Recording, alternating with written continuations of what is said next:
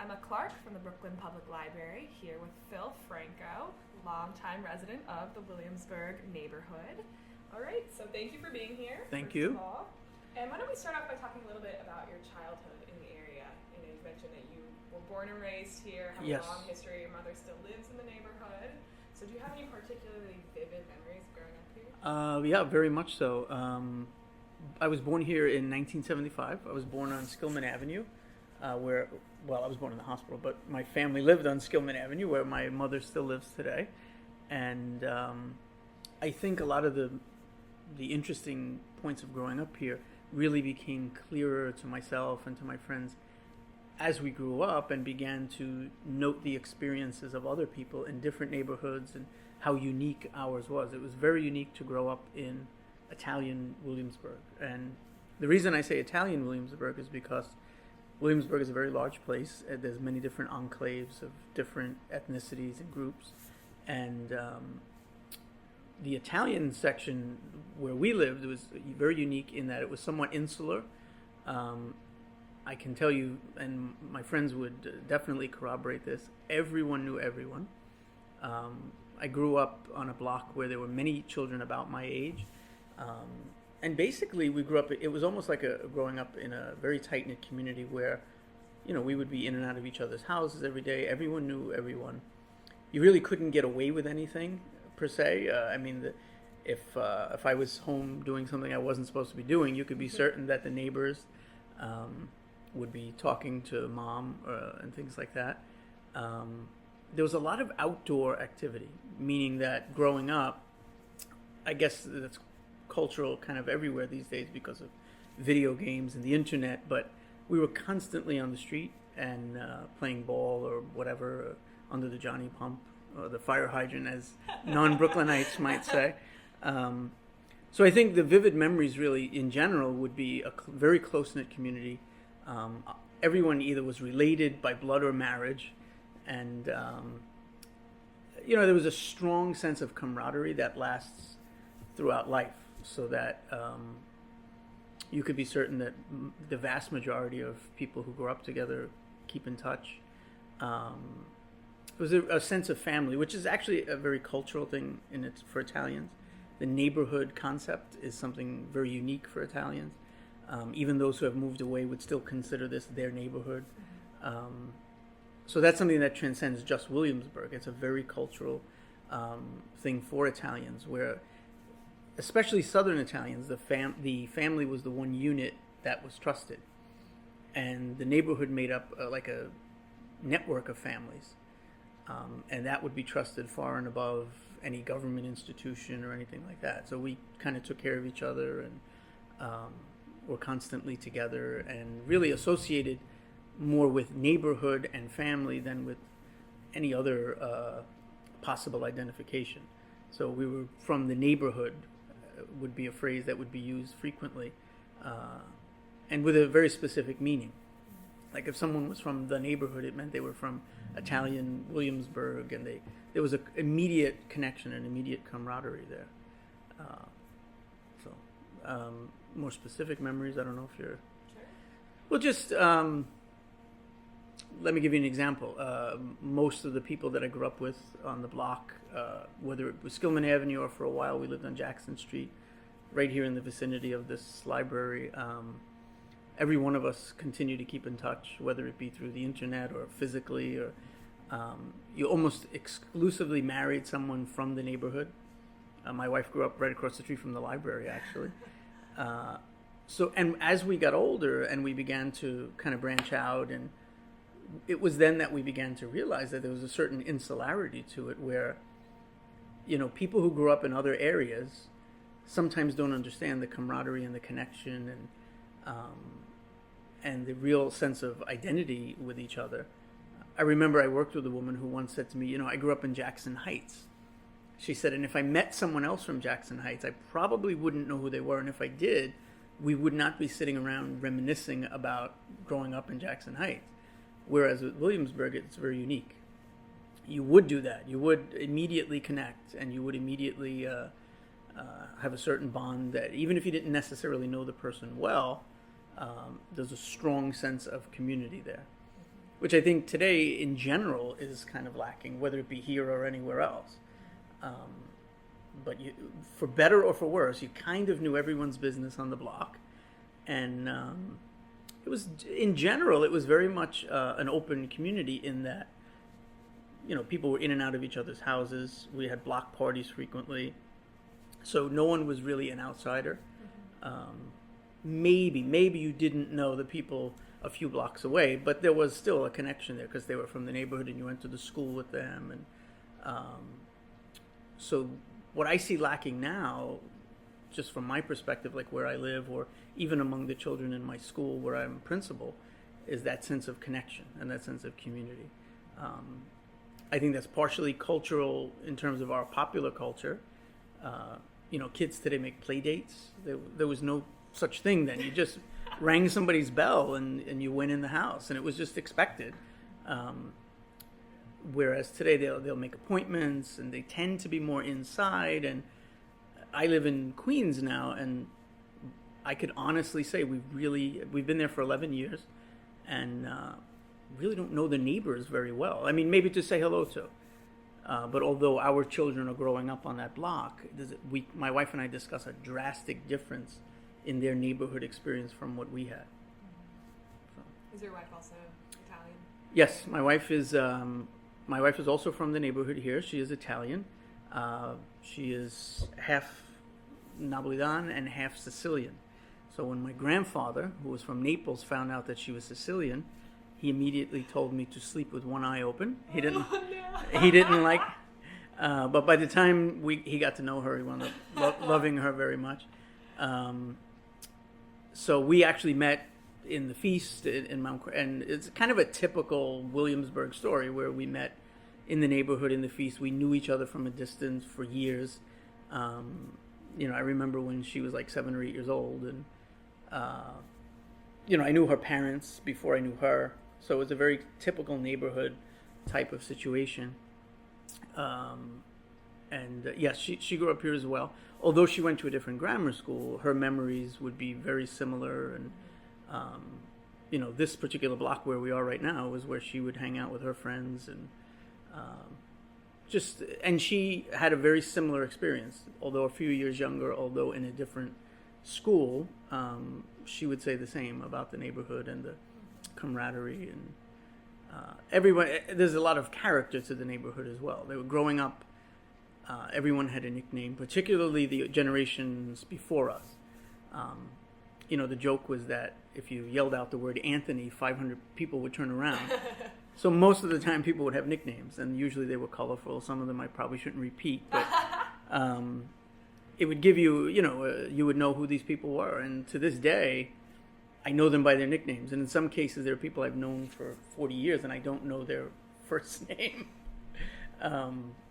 So that was a part of the culture of the neighborhood as well. Mm-hmm. So that's really. Did your neighbors ever catch you in trouble? Yeah, there was a few. I mean, I was a relatively calm little boy, but I mean, there was several times where, my mom was a single mom. So if I happened to go home and my instruction was to do my homework immediately, but instead I was outside playing ball, there was no way around the fact that she was going to find that out. And she did find out many times because the kind of like the matriarchs of the block in the warmer weather would always be out watching us. And for good, better or worse, they would tell Mom everything that you did. So she would know if I didn't do my homework or something like that. If I was just outside playing. She would know what time I went in to do the homework, to try and do it before she got home. The general rule was, particularly in the summer, once the street lights went on, you'd start hearing moms out the windows yelling. Mm-hmm. So if I was making believe I didn't hear her, I wasn't going to get around that because everyone else heard her. So, yeah, there was a lot of that type of thing. Mm-hmm. I remember even in my younger days, like maybe 8 or 9 years old, where I was not yet permitted to cross the street. And if I did with my friends, she found out more than once that I did. So I was a scofflaw. Have most of your friends stayed in the area or moved away? When I think of the friends that I grew up with, it's about 50-50. There was over the last few years, as we've gotten married and started to have children. Most of us couldn't afford to remain in the area, which is really gentrified a lot. And the general trend was for people to move to Middle Village. So there are a lot of people in Middle Village in my immediate vicinity who are from here. I would say about 50% stayed here, particularly those who maybe they already owned the buildings or they had an empty apartment in the mom's building. So I do find myself here in the neighborhood pretty frequently to visit either my mom, my in-laws still live here on DeVoe Street, not DeVoe Street. So I would say about 50% of the friends I grew up with still live in the neighborhood. But even they will lament how quiet the block is. There's not many kids playing outside and, the different changes that have taken place. And believe it or not, some of those matriarchs are still around, sitting, and now they're in their 80s. We thought they were old, 25, 30 years ago. Now they're in their 80s, but they still sit out on the block. And so there's still a percentage left. So did you grow up going to the church? Yes. Mount Carmel has kind of been Mount Carmel was founded in the 1800s for Italian immigrants. It was what at the time was called a national church, meaning that it didn't have specific geographical boundaries. It was for a particular nationality. One of the reasons that was necessary was because in the United States, with all the different immigrant groups, different groups were not necessarily always welcome. So whereas the local parish church may have been predominantly Irish, let's say, they really didn't want the Italians and their, unique Catholicism and their statues and their processions and their Italians have a very emotional, dramatic expression of their religion, whereas the Irish culture would be a lot more somber. So national churches were founded. So growing up, we always went to Mount Carmel Church, which was always because of that fact, was always really central to the Italian community. There were some other Italian parishes in the area, but Mount Carmel was always, particularly because of the famous feast, was always very central. So I was an altar server there. I grew up there. Many of my friends went there either to the school or to the church. So it's been there as part of my life since day one. And you participated in the feast every year?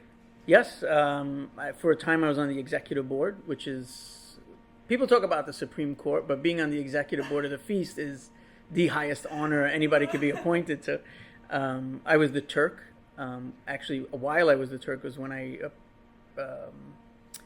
in front of thousands of people, proposed to my wife, thinking that, she couldn't say no in front of thousands of people. Yes. Because we had met in the feast and we had our first official conversation in the feast, our first date. I sprung to take her to the feast, which is free. And so, we both were volunteers there, and I thought it would be a good idea to, while I was, the Turk, it's difficult to explain, but the Turk is, the pageant of the feast is the Giglio. I don't know how much you know about that. It's, the Giglio is a 4-ton, 85-foot structure that's carried through the feast, and it's a very beautiful pageant to see. It's not something that you could really discuss. It's something you would have to witness to appreciate. Imagine the Washington Monument just bouncing down the street, but it's accompanied by a boat that's almost as heavy, and they're reenacting the return of San Paulino to his town of Nola. And he was on a boat, so that's the reenactment. And the people greeted him with, Giglio means lily in Italian, so the people greeted him with towers of lilies.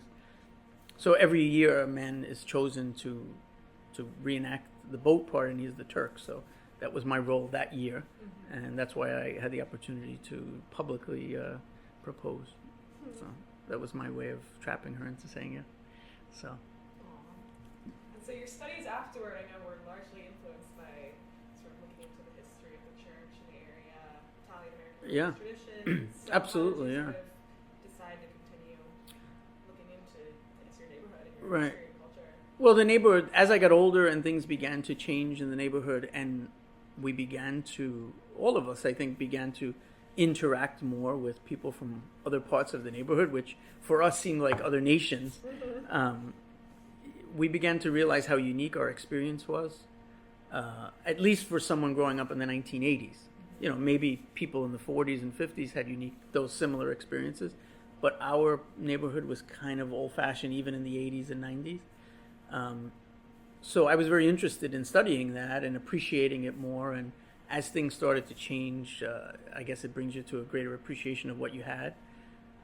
So when I went to Fordham and I was throwing around different ideas with my mentor, he said, you usually wind up your dissertation, you wind up writing about like yourself in some way, shape, or form.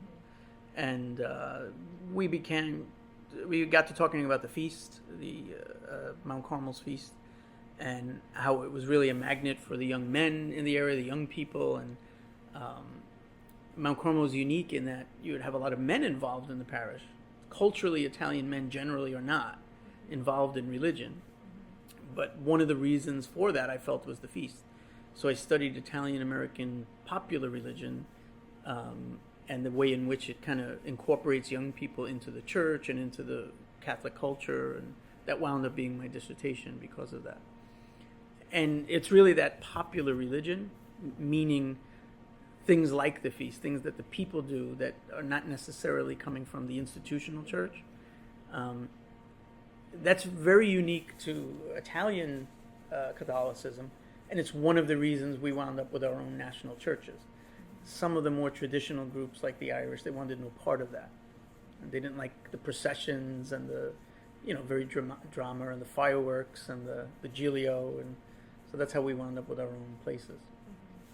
Did you discover or realize anything in your research and in the process of compiling the dissertation that was surprising or particularly interesting? Well, one of the things that was surprising was as we interviewed about 100 young men, particularly women as well, but mostly the majority of them were men who at different age levels have been involved in the parish and the feast, and their experience of the feast really, regardless of the hierarchy of where they list it, is what has been essential in making them part of the church. In other words, they identify themselves as Catholics, as Italian Catholics, and there's a certain level of pride there and a certain level of religious practice. It doesn't necessarily mean they're devout, but it usually stems from their involvement in the popular religion, in the feast, more so than going to a Catholic school or more so than, religious education classes. It was their socialization into the faith through the feast that really affected their lives. And it built bonds and helped build the neighborhood sense of camaraderie and community that probably helped make the neighborhood what it was. In the sense that, like my previously mentioned friend who said, I grew up in Jackson Heights, and she just doesn't see that camaraderie, so I think the feast has been a very big part of that. Most of them return, even if they've moved to Queens or Long Island, at least to be involved in the feast, if not every Sunday. And I think in many ways that was kind of the glue that made the camaraderie and that held the neighborhood together for many years. So, am I doing okay? I don't know if I should talk to you or that or... No, it's fine. So I know that you're studying to become a deacon. Yes. How did you decide to do that and to do it with the Monsignor at the church? Well, it's interesting. Everyone asks me that because the joke in the diocese among all the priests is, if you live in Queens, why are you studying for Mount Carmel? Well, when I was younger, I seriously considered becoming a priest. A lot of the priests in the neighborhood were very influential in my life. I grew up basically without a dad, and the priests in Mount Carmel were, particularly when I was a kid, the pastor was a huge figure in the neighborhood. It was very traditional, going back to what we were discussing before, where if someone in the neighborhood had a problem, being of that Southern Italian culture, you didn't go to the psychiatrist, you didn't go to the police, you didn't go to, you went to the priest. And he was very much a father figure to the neighborhood. So as a young student, I seriously was considering becoming a priest, even into college. And then I met my wife, and she seduced me, and so I decided not to become a priest, but I still felt that strong call to be involved in the church and be active and try to do, a little bit more than, the average involvement. It was something I always felt a strong call to do. And deacons can be married. So as time went on, I was discerning if maybe that was what I should be doing. And because of our connection to the neighborhood, my wife and I, and now my 3 children, we always continue to come back here on Sundays to serve to be at Mass. And first of all, because of that family camaraderie that we were talking about, and also because our families still live here. So we were coming on Sunday for the pasta anyway. That's still a big deal in the neighborhood here. So I asked Mount Carmel to sponsor me, even though I lived in the geographical boundaries of another parish in Queens. And so far, everybody's been okay with that. The bishop gave his okay. So God willing, I would be, once I'm ordained in May, I would be assigned to Mount Carmel. What's that process been like? It's a long process, a very good one. It's a 5-year process. Because I already had the doctorate in theology, they did skip me some of the classes because I taught some of those courses. So they were like, you don't have to take those. Yeah. So for me, it's been a 3-year program. Okay. And there's days where it's intense. There's 2 nights a week class, 1 Saturday a month, several retreats required per year. It's been a very positive experience. A great class I'm with, a lot of great guys. We carpool together. Through each step of the process, the church requires that you have, and this is the word they use, you have to have your wife's permission. So she has to give permission for you to join the program. She has to give, so for the last 3 years, I've been really nice to my wife, trying to make sure that she, and then come the day of ordination, the week before, she has to meet with the bishop, and she has to say that this is not hurt the marriage or anything like that, and she has to sign her permission again. So that's been a good bonding experience. There's some things that the wives have to go to as well, retreats and things, and but for the most part, it's the guys that go on the classes and retreats. I think it's helped me, and I love the experience of working in Williamsburg. I'm bringing. It's interesting because as a deacon, you're usually involved in the parish where you live and grew up. Mm-hmm. So I'm bringing today, for example, I'm bringing ashes to people that remember me when I was in diapers, and sometimes that could be a good thing, or sometimes you're giving ashes to someone and they're like, remember the time you broke my window with the baseball. So that's a nice. My mom lives across the street from the church. I'm bringing her ashes today because she recently had hip surgery. So it's a nice experience. It's kind of like a homecoming in a sense, to work with people that you knew.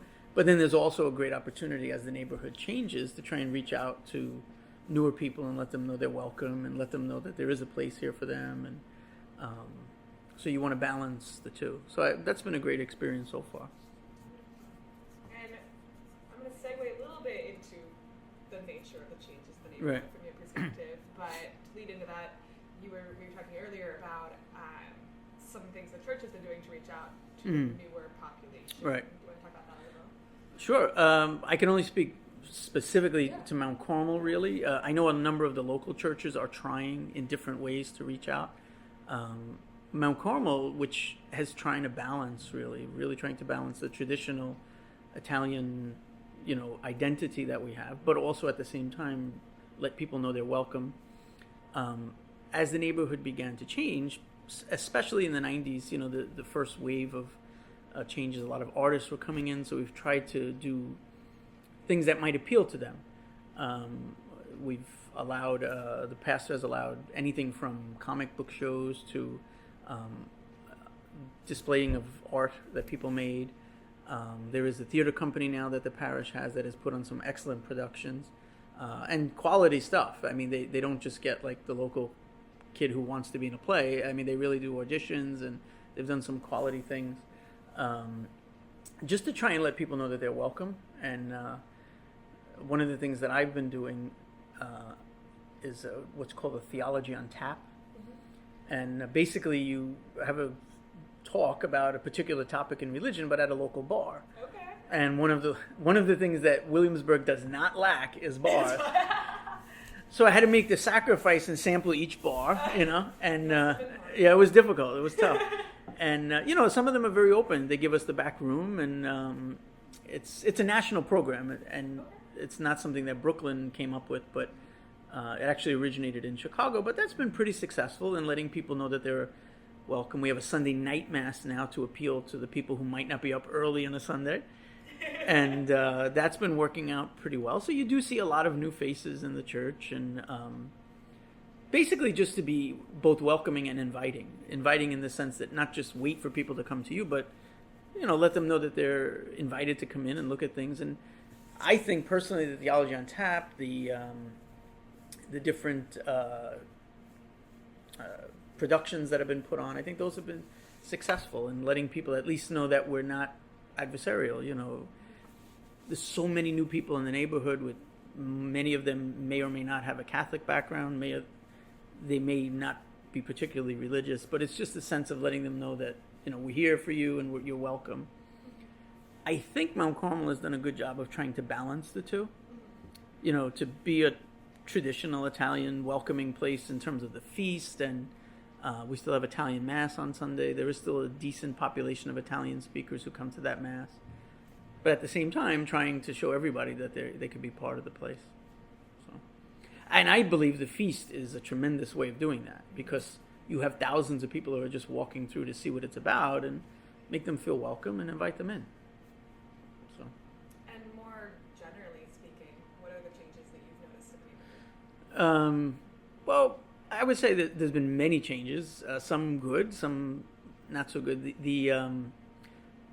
Just generally speaking, the population has obviously increased tremendously.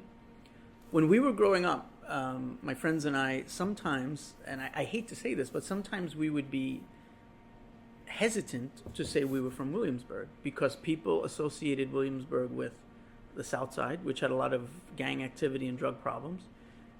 When we went to high school, I remember my friends discussing the fact that people didn't know what Williamsburg was. We had absolutely no chain stores of any kind in Williamsburg. There was no Burger King, McDonald's, Dunkin' Donuts, Starbucks, nothing. It was kind of like people didn't know we were here. And for the most part, we didn't mind that. We were insular. We liked our neighborhood. We liked being together. And so therefore, sometimes we would tell people we were from Greenpoint because the Italian section of Williamsburg bordered on Greenpoint. And people generally had a better view of Greenpoint, or they at least heard of it. But now the change is it's become trendy. It's one train stop from Manhattan. The property values have, more than quadrupled. And now it's a trendy, popular thing to say you're from Williamsburg. And the joke that we have is that we knew it was cool before anyone else realized it. But the population has changed drastically. I think one thing that's been lost, it's good to have the increased value real estate wise. It's good to, the neighborhood. I mean, the crime was never really a problem, but that really hasn't changed either. It's a lot more difficult to park than it ever was before. And, but I think one thing that's kind of been lost because of the population explosion has been like that sense of community and camaraderie. Now I look at the block I grew up on, at least half the people I don't know. People kind of keep to themselves. So it's not all bad, but you definitely lose that sense of community and neighborhood. There is a certain anonymity that's come out of it, almost similar to like a big part of Manhattan or something. And my mom would say that the bar on her corner, which plays music till 2 a.m., is not good either. But so I think that sense of community maybe is being lost a little bit. So, is there anything that's been preserved in particular? Yeah, I think there's still a remnant of Italian Americans. I think many of I don't even know, sometimes they're called hipsters.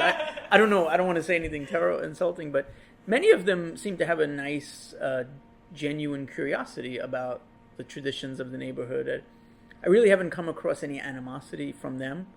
The feast, thank God, has been preserved and continues to do well.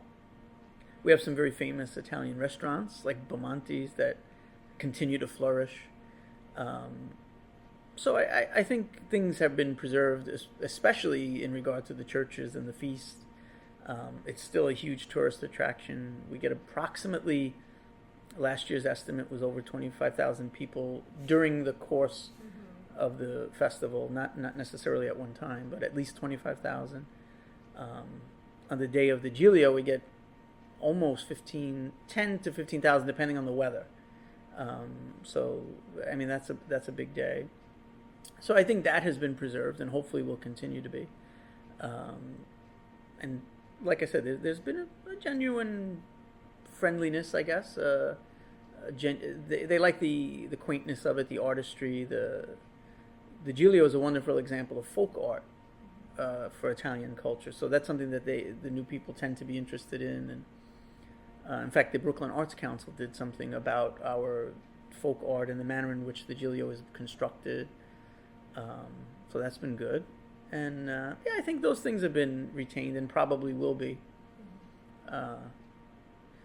But the parishes have become commuter parishes in the sense that as I look around Mount Carmel, like on a Sunday, probably a quarter of us are driving in from Middle Village or Glendale or Maspeth, different parts of Queens, which are not far away, but it's not the same, you know.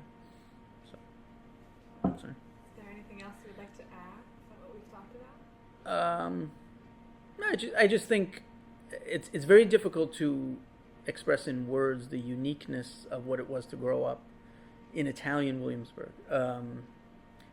It was about a century's worth of, immigrants here particularly from the turn of the century in the 20th century. And one of the most unique things, there is a Facebook group called The Neighborhood. Mm-hmm. And it's basically people reminiscing about growing up in Italian Williamsburg. And they have different political viewpoints, they have different ages, they have different experiences, but the most unanimous aspect of it, the thing that unites all of them, there's over 2,000 members on the page, is the uniqueness of growing up here and positiveness. It was just a wonderful experience that they would not give up.